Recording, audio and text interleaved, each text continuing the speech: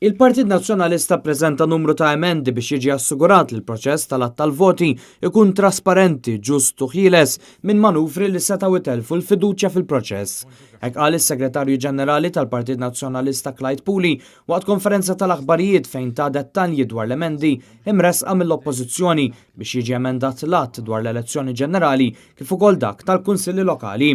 Dan wara l-Partit Nazzjonalista kien induna li s-sistema kif kienet proposta oriġinarjament seta' tiġi mbabsa mingħajr ħadd ma jkun jaf illi l-voti setgħu jiġu markati b'tali mod li l-votant seta' jibgħat messaġġ kif ivvota għal skop ta' corrupt practice.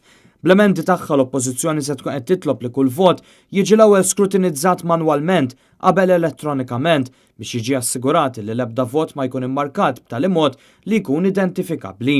Dan għaliex fit-testijiet li saru fuq is-sistema tal-att elettroniku ġie identifikati li ċertu marki ma jinqabdux mis-sistema u għal daqstant is-sistema kienet qed tgħod validi voti li fil-fatt kienu invalidi. Bl-emendi proposti se jiġi evitati li xi ħadd jista' jitlob lil ħadd ieħor biex jidentifika l-vot tiegħu permezz ta' marki li jkunu identifikabbli imma li ma jinqabdux mis-sistema. La darba jiġi introdott dan il-proċess ta' skrutinju m'għandix tibqa' l-emenda proposta fl-abbozzi ppreżentat mill-Gvern li l-partiti jingħataw kopja tal-polozz tal-voti validi kif ukoll tad-dejta għal żmien ta' 3 xhur wara li jintemm l-att tal-voti.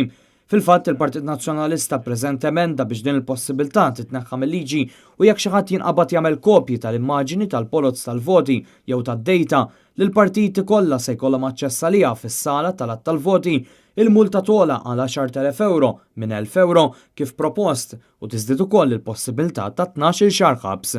Bħala oppożizzjoni aħna qegħdin noffru lill-Gvern illi nikkoperaw nagħmlu dak kollu possibbli biex din il-liġi tgħaddi mill-Parlament fil-ġranet li ġejjin fl-anqas żmien possibbli u mingħajr xkiel. Għaddin il-konferenza tal-aħbarijiet fl-imkien ma' Segretarju Ġenerali Clyde Puli kien hemm preżenti wkoll il-kellim tal-Oppożizzjoni dwar ir-riformi fis-servizz pubbliku, iċ-ċittadinanza u s-simplifikazzjoni tal-proċessi Carola Colina u d-Direttur tal-Elkom Angelito Xiberras.